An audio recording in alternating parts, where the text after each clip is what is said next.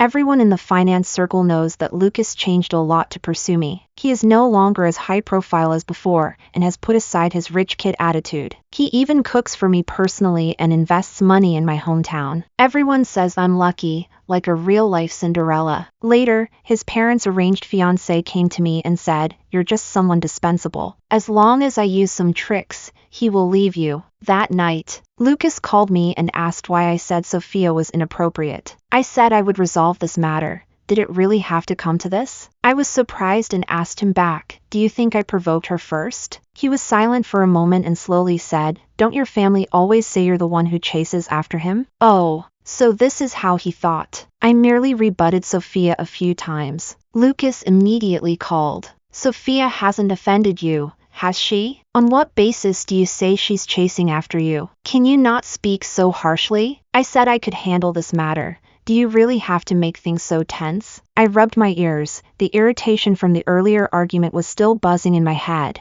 and now another one comes.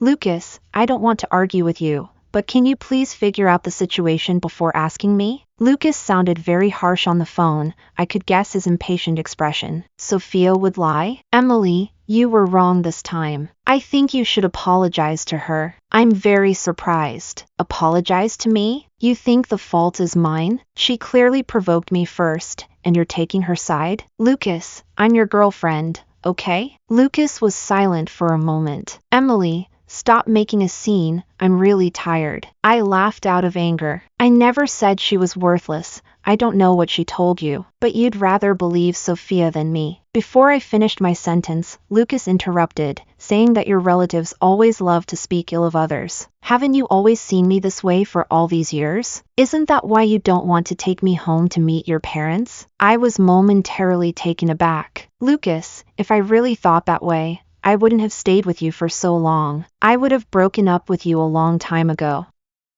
Who would like someone without their own opinions? But Lucas doesn't think so. When I get angry, I just hang up the phone. I didn't expect him to see me this way all these years. I've been with him for 5 years. After 5 years of being together, I finally understand his true thoughts. Lucas actually thinks that being with me is a disadvantage for him. Does he feel like he can't show off his superiority as a rich kid when he's around me? Maybe to others, Lucas has to be more low-key in front of me. Everyone thinks Lucas became humble and reserved because of love. In fact, the reason he changed is that I helped him with everything during his toughest times. At that time, his company was on the verge of bankruptcy, and without hesitation, I invested all my savings to help him through that crisis. It can be said that Lucas's family owes their achievements today to my support, but he has never mentioned that I funded him to anyone. I worry about hurting his pride, so I keep it a secret with him. But I didn't expect that this deception would make everyone think that only Lucas was making sacrifices for love. As a result, everyone felt that I was just lucky, like I had struck gold. They all don't know the truth behind it. I don't understand. I have put in just as much effort as he has. I also don't understand why Lucas would view me this way when we're together. Lucas has always given a gentle and refined impression. Everyone thinks he is being affectionate because of old feelings. But everything changed after Sophia appeared. When Lucas was pursuing me, it made quite a stir. The whole school knew that this young master was chasing after me. He was so bold because I had liked him before and even confessed to him. In my freshman year, Lucas and I were both in the debate club. One night, we practiced late and encountered a particularly stubborn stalker who wouldn't leave. As soon as I stepped outside, he rushed over and pressured me to agree to him. Fortunately, Lucas showed up in time to help me out. I remember this incident very clearly. During the scuffle, Lucas suddenly stepped in front of me. His height gave a sense of security.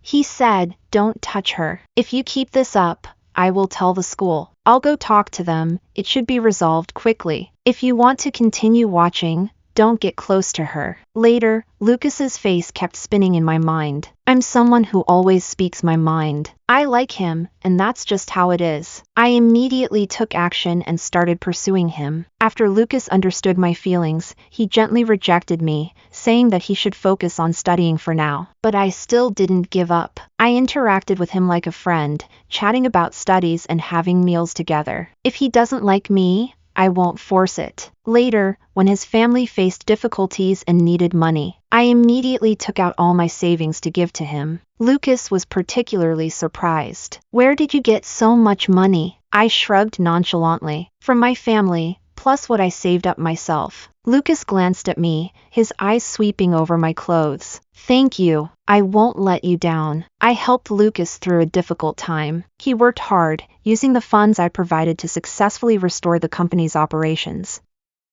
Not long after, he started pursuing me. The commotion was quite loud, but he didn't mention a word about all the help I gave him. When he was pursuing me, I was busy building my career. I was helping out at a studio run by a senior, often traveling for work, and I had no time to think about dating. But Lucas still refused to give up and kept pursuing me. He not only gave gifts and planned surprises but also spent a lot of money investing in a remote village I had casually mentioned. It was in Hong Kong, just something I threw out there. I was really touched. I felt that Lucas was very considerate towards me. He was willing to do so much for me. Later, when he was pursuing me, he was very high profile. Everyone said he was chasing after me and even gave me the nickname Cinderella. After being with Lucas, he treated me really well. He took special care of me during little things like my period. He was also very thoughtful about big things, often surprising me, and he said he wanted to take me to meet his parents and spend his life with me.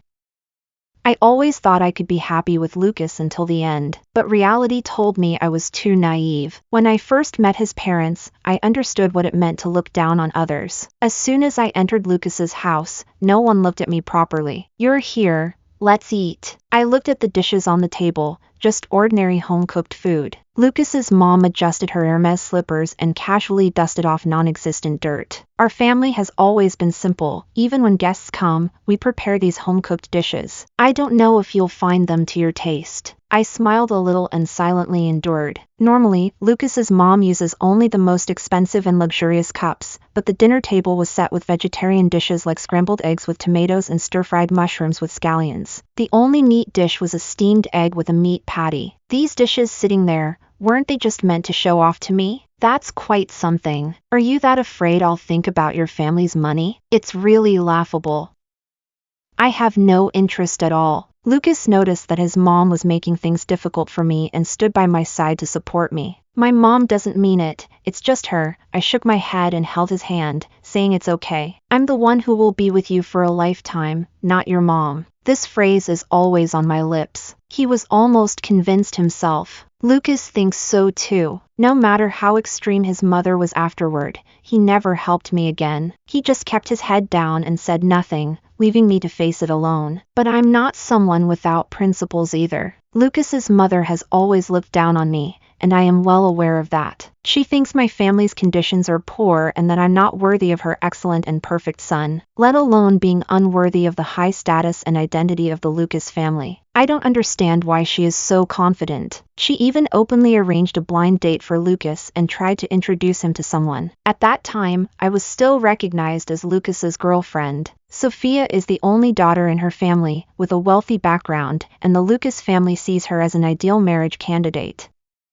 But I am different. In their eyes, I am someone they can easily discard. Even though Lucas had a girlfriend, he still went to meet Sophia. The two of them hit it off especially well, like longtime friends. They almost forgot that he already had a girlfriend. Sophia's family needed to cooperate with the Lucas family and required this marriage, so she had to make me give up and leave voluntarily. She came straight to my house to find me. She said, "Emily, right? I don't know what method you use to make Lucas think about you all the time, but don't think you can marry into the Lucas family. His mother won't agree." I laughed. I'm not marrying his mother, so why should I need her approval? Sophia was at a loss for words because of what I said. It doesn't matter what you say now. The marriage has already been arranged between the Lucas family and my parents, and even his brother has no objections. Do you really want to make a fuss alone? If you don't care about being the laughingstock of the whole town, then go ahead. She was playing with her freshly done nails, smiling very happily. With you, he would just be an optional person at most. If you don't believe me, just wait and see. With just a little effort, Lucas will immediately leave you. I threw the unwanted things at her. Why does it smell so bad? Oh, it's because we're at the garbage station. I walked towards her and stared at her coldly. Do you think this can scare me? What a joke. I've encountered many rivals over the years. Do you really think you're a contender? I slowly pushed her to the elevator door. Sophia, do you really think that only the Sophia family and the Lucas family are impressive wealthy families? There are always people better than you, and there's always a bigger world out there. While you're here acting all high and mighty, I've already won the hearts of others, so why come here now to point fingers at me? When the elevator door opened, I pushed her in directly, sending her away decisively. I'm not going to hide the fact that Sophia came to remind me. That night, Lucas called me. As soon as I picked up, he started questioning me. I thought he would immediately support me, speak up for me, comfort me a bit, and acknowledge that his mom was being unreasonable. I thought this wouldn't be difficult. But to my surprise, he turned around and blamed me instead. Since that's the case, let's just forget it. I've made up my mind, it's better to just break up. But just as I thought that, a work call came in and interrupted my train of thought. Room 999 at the Chicago Club, hurry over, the people from Chicago Capital have arrived. Chicago Capital is the partner I'm currently negotiating with, but their boss's schedule keeps changing, and we still haven't set a signing date. Now that we're finally going to meet, I need to hurry. I rushed to the club and headed straight for the private room, but as I passed by room 888, I heard a familiar voice. Lucas, I heard you had a fight with Cinderella? No wonder you have time to drink with us today. How could she, actually arguing with you? Lucas replied softly.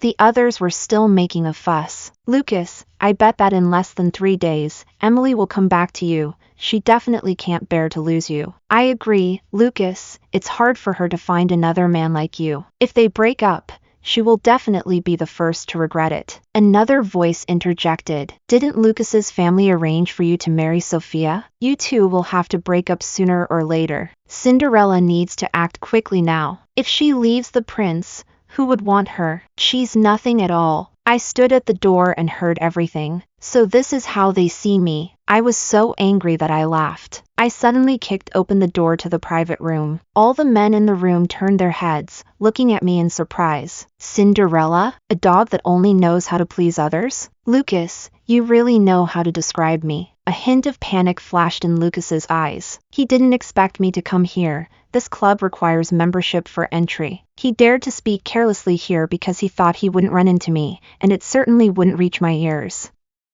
Too bad. It just so happened that I overheard it. I strode up to him and slapped Lucas across the face. Lucas, you are such a disappointment. The people around us fell silent, secretly observing Lucas's reaction. I coldly scanned the room, remembering everyone's expressions. I really didn't expect these men to be so gossipy, just like those who love to gossip. I looked at the man who had been silent all this time. Lucas, you said I would come back to you like a dog in 3 days? Well, I'm telling you now, let's break up. Remember, I dumped you. And I'm not Cinderella. Where is there a Cinderella like me? I gave him a meaningful smile, turned on my high heels, and walked away without looking back. Emily, don't go too far. I raised an eyebrow and turned around. Am I going too far? You haven't seen me at my worst yet. Since Sophia appeared, you've wanted to break up, right? Just couldn't find a suitable reason. And you're afraid I'll reveal the truth, right? The real reason you pursued me. Emily, I couldn't help but laugh.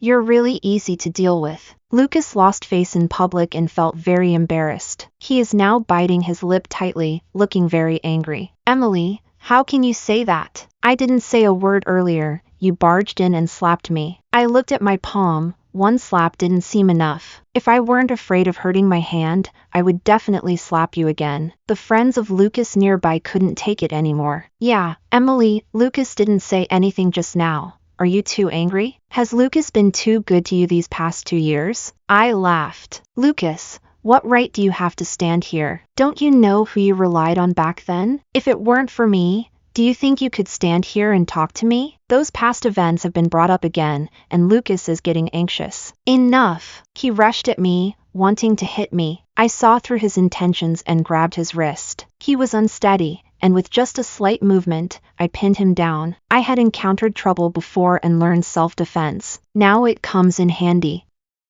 Seeing Lucas in trouble, his brothers were stunned for a moment and quickly rushed to help. I couldn't handle them all by myself, and I was about to collapse. I grabbed a bottle and smashed it, ready to fight back when suddenly the door to the private room was kicked open. A man in a suit stood at the door with his hands in his pockets, looking at me with a relaxed expression. "Your taste in picking people is really not that great." I didn't say a word, just tilted my chin towards the people inside. The man remained calm and gently moved his fingers. Lucas stared at the man in front of him, frowning, wondering who he was. The man suddenly lifted his leg and kicked him on the back of the knee. "He is your elder." Everyone in that private room with Lucas couldn't take on that man together. They were all lying on the ground, hugging their legs and stomachs, groaning. I grabbed the man and pulled his arm to walk outside. "That's enough. Let's go." I walked all the way to the door, and my breathing gradually calmed down. Thanks to Victor for his help tonight. Victor is the major client I want to discuss cooperation with, and he is a big shot in the investment industry whom I've long hoped to meet. He arrived a bit later than I did. Just as I was getting into trouble in the 888 private room, he showed up. I awkwardly extended my hand. "Victor, I'm really sorry about tonight's cooperation." Victor signaled to the secretary behind him. He said, "I brought the contract with me. We have all seen Emily's abilities and determination. In this cooperation, I believe Emily will not disappoint me." He took out an Hermes handkerchief from his suit pocket and handed it to me, saying, "Wipe it. Girls should stay clean." I took the handkerchief and wiped off the wine stains from the fight. "Thank you. I will buy you a new one to make up for it." Victor smiled and said, "No need." Before getting in the car, Victor added another remark. "Hurry up and break up. He's not right for you at all. Also, your standards for finding a boyfriend are really poor." All right, stop talking about me. Looking back now, how could I have thought Lucas was the one? Why was I so fond of him? Why was I so foolish? At that time, I was deceived by his outward appearance. I firmly believed he was a gentle and polite good person, different from those idle rich kids. Looking back now, I completely misjudged him. He only showed me the side he wanted me to see. After a busy day, I took off my jewelry. Just as I was about to take a shower, my phone suddenly popped up a message. As soon as I opened the video, I saw Lucas on the screen. As soon as I opened it, I heard Sophia's voice. "Oh, she's pretending to be gentle, carefully taking care of Lucas right now. Those who don't know would think I'm doing something great, and they have to show off by sending it to me." Soon, Sophia sent another message. "Emily, you're too ruthless. A good person has been beaten up by you like this. Those who don't know would think it was done by a thug. If I were there, I would never allow anyone to hurt my brother Lucas." I raised an eyebrow lightly. "This is coming to settle the score with me." I replied to her immediately. "It seems I was too lenient with you, allowing you the leisure to chat with me like this." After sending the message, I ignored her as she fumbled around by herself. I turned off my phone and took a leisurely shower. What were they thinking? Giving me such a nickname? I'm a rich young lady from Chicago. How can I be called Cinderella? I'm Emily. When do I need to care about others' opinions? I lay back in the large bathtub, and through the room's window, I could see the bustling street scene of downtown. I looked down at my smooth hands. These hands just signed a contract worth millions and taught the heir of the Lucas family a lesson. So why do these people always love to call me Cinderella? I don't understand how Lucas and his family heard that my family and I called him a freeloader. What's even stranger is that he doesn't even know my parents' names, identities, or address, yet he insists on blaming them for this. If my parents knew I was being bullied like this in Chicago, they would definitely send a private jet to bring me back immediately, and buy Lucas's family's company on the way. But with the little money Lucas's family has, my parents wouldn't even look at it. I'm Emily, a rich girl from Chicago. In Chicago, the wealthiest family is the Emilys. My dad thought I wasn't learning anything new in Chicago, so he sent me to New York, saying I should study hard in the big city and stop wasting time on useless things. Before I left, he happily told me to work hard, and if I had the chance, to develop my career in New York and also expand the family business. My dad is really my biological dad. He can't hide anything. He sent me to New York for school, actually wanting me to toughen up, thinking I lived too comfortably. He only paid for my tuition and basic living expenses, which is $3,000 a month. I save every penny, scrimping and saving, as capital for my future business. Later, I got a part-time job and earned some extra money, and my income was pretty good. Just when I was about to make my mark, that guy Lucas delayed my career development. At that time, I could only rely on myself, and I was quite strapped for cash. If I said I was a rich girl, people would definitely think I was out of my mind. So, I simply made up a small village in the suburbs of Chicago and said it was my hometown. Once I said that, everyone felt closer to me. They often told me where to buy things cheaper and how to save some money. I lived frugally like this until I met Lucas. Later, I even spent all the money I had saved on him. Fortunately, at that time, I had my own investment channels, so at least I wouldn't go hungry. But now looking back, I really regret it. I would rather donate that money than give it to Lucas. Now I've not only earned back the startup funds my dad gave me, but I've also made many times that, and I'm quite well off. He can even start his own company now. Recently, he secured a partnership deal with the big shot Victor in Chicago. The next day, Victor and I signed the contract in the conference room as agreed. Victor put down his pen, and this document is officially effective. He stood up, shook my hand, and said, "Pleasure to cooperate, Emily." I smiled and shook his hand. "Pleasure to cooperate, Victor." The secretary was busy organizing documents when Victor casually brought up the Lucas issue. "He didn't give you a hard time afterward, did he?" I shook my head and said, "No." Victor seemed to have known this would happen all along. "Emily has the ability. There's no need to waste energy on this matter. That man isn't worth it." I feel the same way. No, I'm very clear-headed now. I've long since gotten out of that predicament. "Victor, I haven't had a chance to properly thank you that day. How about I treat you to a meal?" Victor nodded with a smile and said, "Sure." I actually had work to handle back at my own company. There was a huge stack of documents waiting for me to review on the table. But not long after, my senior suddenly called in a hurry. "Emily, it's bad. That woman has come looking for trouble." When I arrived, Sophia was throwing a fit and smashing things.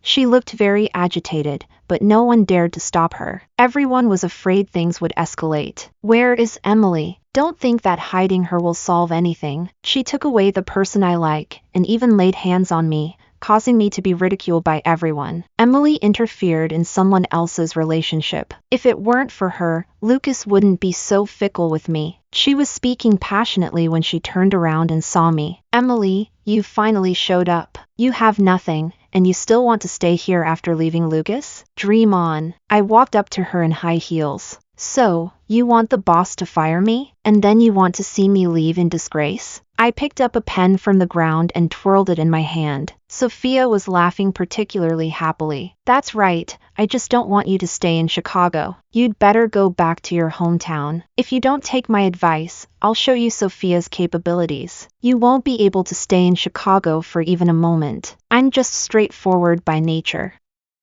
"Oh, feeling like you can't make it? Then why don't you give it a try?" Sophia raised an eyebrow and walked straight into the CEO's office with her designer bag, not even glancing at the nameplate beside her. "From today on, I want Emily." She looked at the empty office, silently thinking. I sauntered past her and sat down in the president's chair. I lazily leaned back in the chair. "What did you just say? I didn't hear you clearly. Could you say it again?" Sophia was momentarily stunned. "You're the president? Even if I'm the president of a small company, it's nothing compared to Sophia's family. I'll call right away and shut your company down. And then you leave Chicago immediately, never let Lucas see you again." She took out her phone and made a call, but it was hung up after just a few rings. The phone indicated that the other party was on another call. A hint of embarrassment flashed in Sophia's eyes. She called again. It was still disconnected. She was getting a bit angry, not understanding what was going on, why she couldn't reach anyone.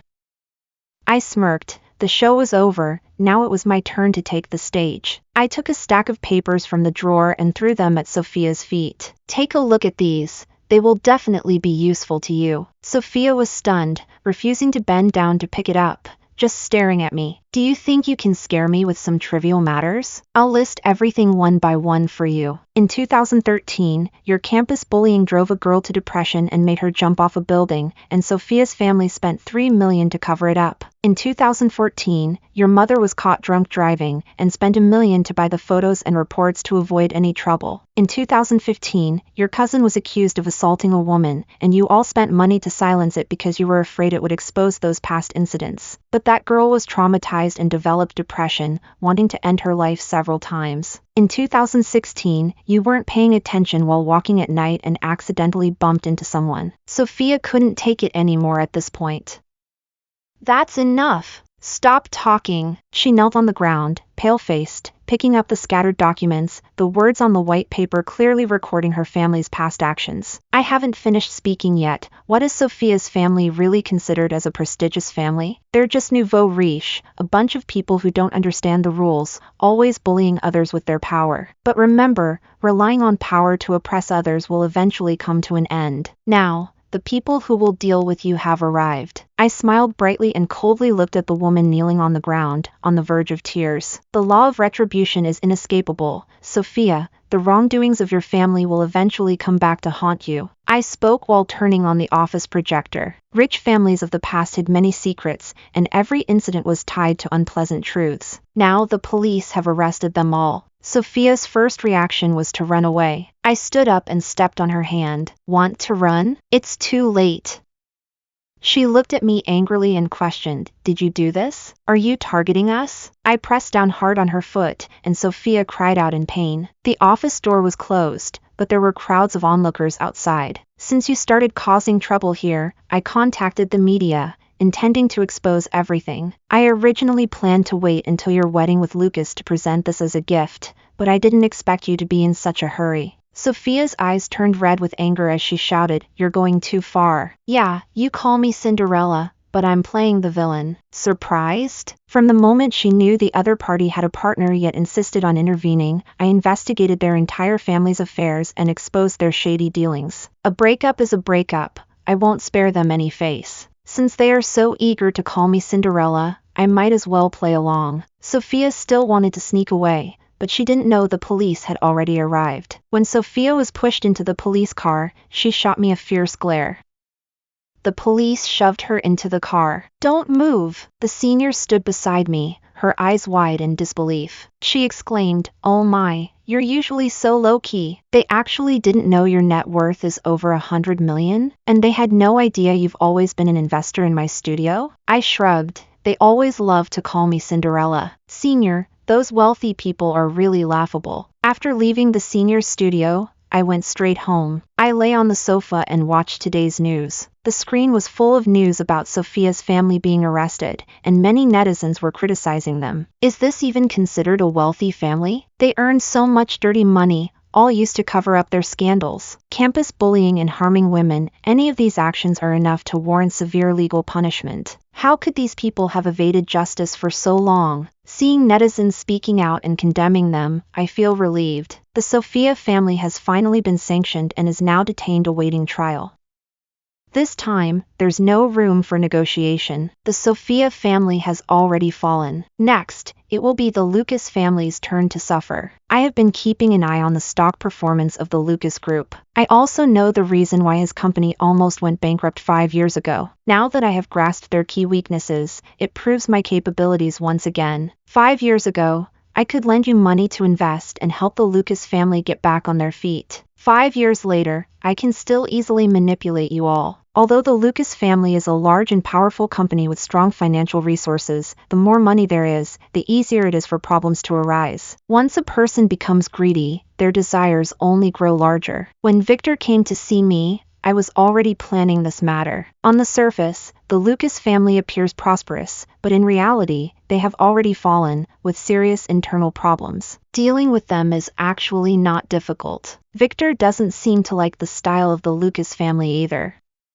We quickly reached an agreement and prepared to join forces against them. Let's work together to make our mark in the Chicago business world and replace the Lucas family's position. What do you think? I smiled and shook his hand. Happy cooperation, Victor. With Victor's help, what would have taken a month can now be done in a week. While I held evidence that could put the Lucas family behind bars for life, Victor was already popping champagne. I thought to myself, you're a bit too eager, celebrating with champagne before we've even won. But it doesn't matter, we will win regardless. The Lucas family might have a particularly acute sense of impending bankruptcy. They are now in a panic. In the chaos, they finally realized and discovered my true identity. The identity of the daughter of a Chicago tycoon spread throughout the streets. Everyone began to sympathize with Sophia's family, feeling sorry for her, and suspecting that I was behind the scenes. That's right, it was me. Revenge for revenge, even if I don't take action, someone will teach them a lesson.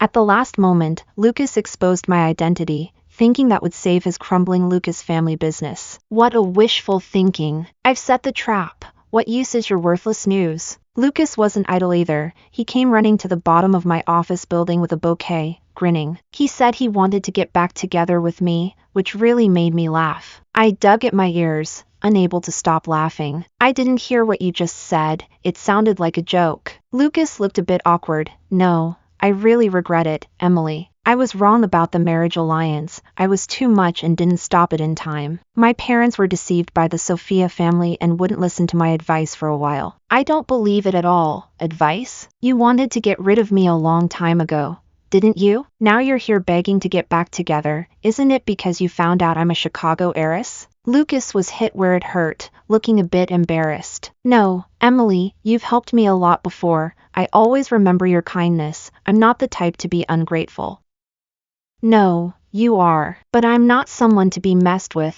I will take back what was taken from me. After saying that, I turned and walked away. Emily! No matter how much Lucas yelled behind her, she didn't stop. But in the next moment, Lucas rushed up directly, heading straight for the rooftop. Emily, if you don't agree to me, I'll jump off the rooftop of your company. I want you to remember me forever. Do you think there's something wrong with me? I'm not idle either. I moved a chair from the office to the rooftop, watching Lucas grip the railing tightly. I smiled and said to him, "Go ahead and jump. I've seen everything in my life, except for someone jumping off a building. You jump once, let me see something new." Lucas was so scared that his legs went weak. Emily, I really want to get back together with you. I calmly explained to him what jumping off a building is like. I've heard that people who jump off buildings clearly feel the process of death approaching. At the moment of impact, the internal organs shift, and the brain can clearly experience the pain and fear. Before I finished speaking, Lucas was so scared that his legs went weak and hurriedly backed away from the edge of the rooftop. This scene made me feel amused. Lucas, instead of putting on a show for me, you should pay more attention to your own family's affairs. I looked at my watch. But there's no time left. Your family's tax evasion, along with illegal money laundering, is enough to put you all behind bars for life. Lucas was stunned, staring at me, unable to articulate his thoughts. What are you talking about? How could I think that? No, isn't Lucas's family fine now? I looked down at my nails, pondering whether to get a manicure. But then I thought better of it. It would be too troublesome when signing the contract. Go online now. You might still find fresh news. This time, I felt he really was going to jump. I was laughing happily, completely unaware that Lucas's expression was growing darker. You've put me in this situation, Emily. How can you treat me like this? Emily, my feelings for you were genuine before, and I truly want to reconcile now, but if you insist on treating me this way, don't blame me for being rude.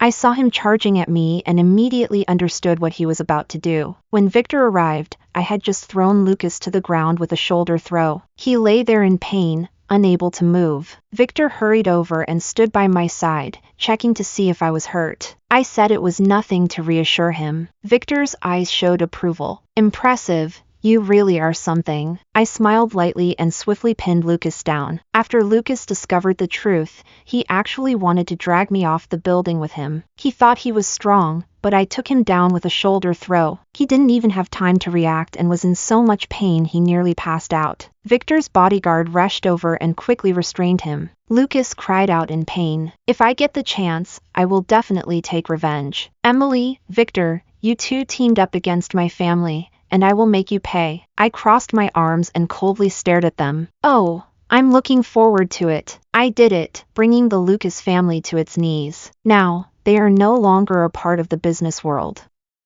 Victor didn't really help much in this matter. At most, he just gave me some useful evidence to expedite the resolution. The news of me taking down the two major Chicago families, the Lucas and Sophia families, soon reached my dad. My dad shook his head when he heard it, thinking it's impossible. He was sure I must have made a mistake. This is definitely not something my daughter would do. My daughter doesn't act so recklessly. I'm really your biological father. When my dad learned the truth, his eyes went wide. Incredible! silently solving two major problems in Chicago. No wonder you're my daughter, William. I didn't continue this topic and said, Dad, your daughter is quite famous in Chicago now and won't be back anytime soon. I plan to work here. Don't worry too much about me, Mom and Dad. If I miss you, I'll just take a flight back to see you. That's when my dad finally understood what I was trying to say with this phone call. All right, Emily, so you're doing well in Chicago, huh? Feeling pretty impressive about yourself? All right, Emily, come back to Chicago tomorrow.